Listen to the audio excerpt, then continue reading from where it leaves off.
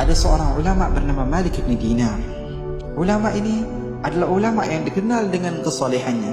Banyak sekali hikmah-hikmah bijak beliau yang beliau keluarkan menunjukkan kepada orang yang nak berhijrah kepada jalan yang baik daripada mutiara-mutiara kalam beliau. Beliau itu dulunya bukan seorang ulama, bukan seorang pelajar ilmu agama, bukan. Akan tapi beliau adalah seorang polis. Bukan hanya sekedar polis, peminum arak dan banyak mengambil harta daripada orang-orang muslim. Suatu saat dia pergi ke pasar.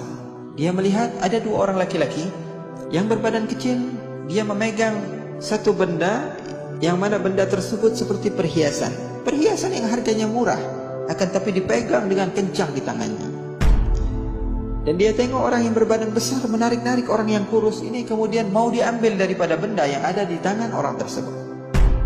Orang yang lemah tersebut mengatakan, "Wahai fulan, semoga Allah subhanahu wa ta'ala menyiksamu nanti di hari kiamat, karena aku adalah orang yang engkau zalimi. Aku tidak keluar dari rumahku menuju kepada pasar ini kecuali karena aku mendengar hadis Rasul sallallahu alaihi wasallam.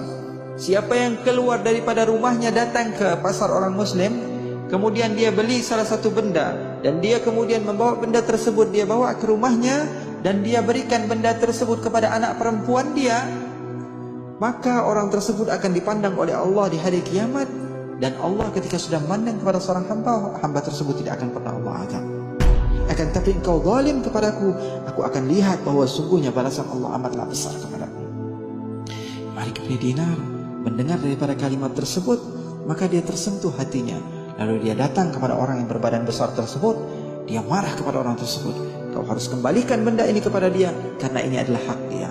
Kemudian dikembalikanlah benda tersebut dan orang tersebut pergi. Orang yang tidak memiliki harta itu kemudian melihat benda tersebut, dia cium-cium benda tersebut, dia berbahagia.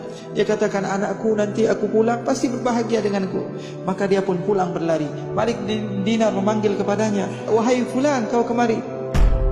Nanti kalau engkau sudah kembali ke rumahmu dan kau telah berikan benda ini kepada putri-putrimu dan mereka berbahagia, tolonglah doakan Malik bin Dinar supaya menjadi orang yang soleh,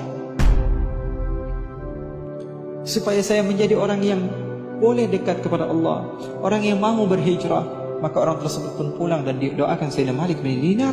Sayyidina Malik bin Dinar menjadi salah seorang daripada pemimpin ulama muslim pada saat itu. Orang yang bertahun-tahun bermaksiat kepada Allah tersebut menjadi orang yang paling dekat kepada Allah, karena dia mau berbaik hati kepada orang lain. Anak-anak perempuan kena dibahagiakan.